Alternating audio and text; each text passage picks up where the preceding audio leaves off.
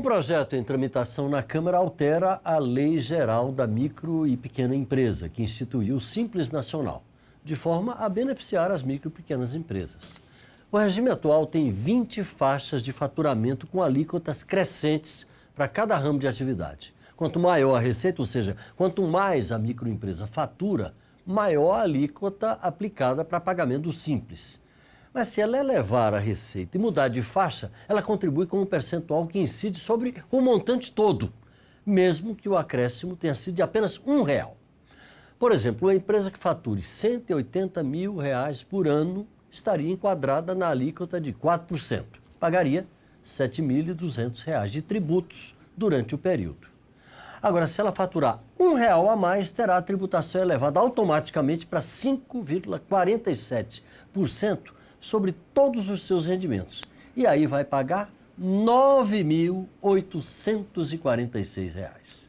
O autor do projeto que corrige essa situação é o deputado Vaz de Lima, do PSDB de São Paulo. Eu sou o Paulo José Cunha e recebo o deputado nesta edição do Palavra Aberta, uma produção conjunta da Rádio Câmara e da TV Câmara. Deputado, o senhor acredita que a área econômica do governo vai aceitar essa mudança? Olha, eu tenho muita fé que sim. Por quê? A lei da microempresa, o Estatuto da Microempresa, é de 2006. Ele não era corrigido até 2011. No final de 2010, começo de 2011, começamos um movimento aqui na casa e o governo acabou corrigindo em 50%. Esse exemplo que você deu, que era 180, em 2006 era 120. Era de 120 a 2.400. Era isso. Aí, com o trabalho da Frente Parlamentar da Micro e Pequena Empresa aqui da Câmara, o governo reajustou a tabela e foi para 180 inicial e 3.600 no final. Esta alteração deu uma renúncia fiscal da ordem de 5.400 bilhões. Essa mudança. Olha, eu acredito que o projeto que já foi aprovado na primeira comissão de assuntos econômicos, está indo agora para finanças e orçamento, e que prevê trazer para dentro da microempresa o conceito que existe no imposto de renda, tá? Que é a progressividade nessas 20 faixas, vai dar uma renúncia fiscal muito pequena vis-à-vis ao que eu acabei de dizer. Então, eu acredito o impacto sobre o microempresário é muito grande. Agora... Só com esse pulinho de faixa. É preciso compreender, você deu um exemplo, acho que nem preciso exemplificar mais, ficou muito bem claro o exemplo que você deu, mas o que a gente precisa entender é o que representa a micro e pequena empresa no universo da economia do país. É este o conceito que eu estou levando aos meus pares e estou levando ao governo para poder conseguir convencer a área econômica do governo a aceitar o projeto. Alguns números. De todos os estabelecimentos cadastrados no Brasil, 99% é de micro e pequena empresa. Qual é a base? Com 99 empregados para baixo. 1% é de empresa maior. Além do fato de que é o setor que mais emprega. Agora vamos lá.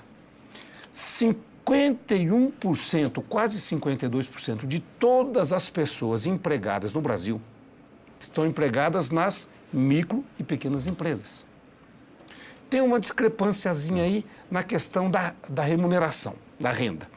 Então, E agora entrou uma figura nova, que é o empreendedor individual. Ah, o MEI, podemos... É capaz até de aumentar esse número de 51%. Se você colocar o MEI aqui, você aumenta para 60%.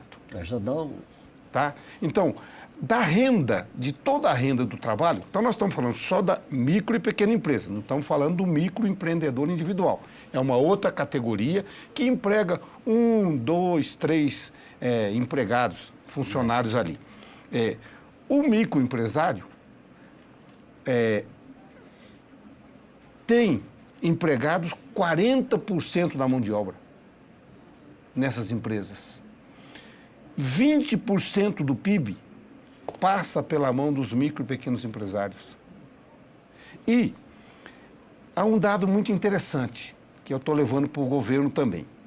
As empresas, as micro e pequenas empresas, elas morrem muito cedo por falta de incentivo. Você abre 100 empresas hoje. Daqui 2 anos, 26,9%, quase 27% morreram. Chama falecimento da empresa. Ela não continua, porque ela está desincentivada. Pois é, eu queria tocar exatamente nisso. Quer dizer, essa situação atual, eu tinha até anotado bem aqui, para lhe perguntar, não inibe o crescimento dessas micro e pequenas empresas? Porque o microempresário diz o seguinte, se eu faturar um bocadinho a mais, eu já vou mudar de faixa, já vou pagar uma baba de imposto. Aí não compensa. Bom, o que tem nisso, nessa injustiça tributária? É injustiça. Você cobrar o imposto de alguém já é duro, por isso chama imposto. É uma imposição.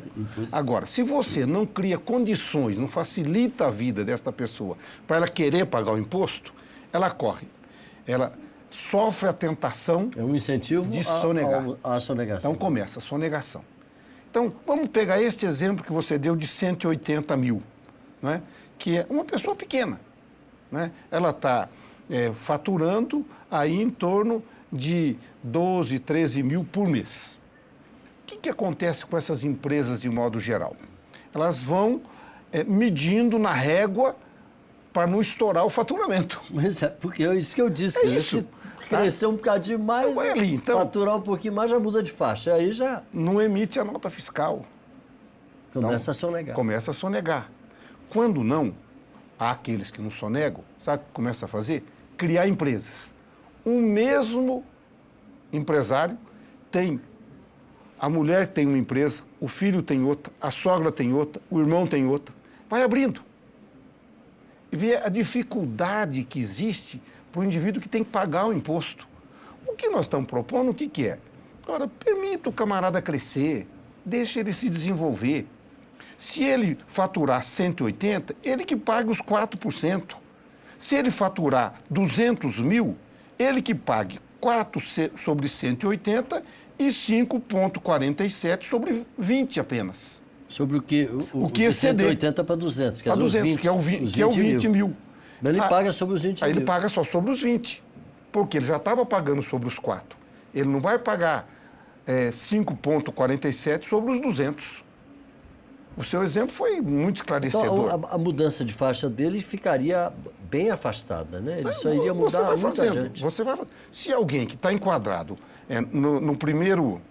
ali no primeiro degrau, num ano, por algum motivo, ele pula 3 faixas, não tem nenhum problema. Ele vai pagar pela primeira faixa 4%, pela segunda faixa 5,47%, pela terceira 6 qualquer coisa. E aí ele vai ser reenquadrado na faixa seguinte.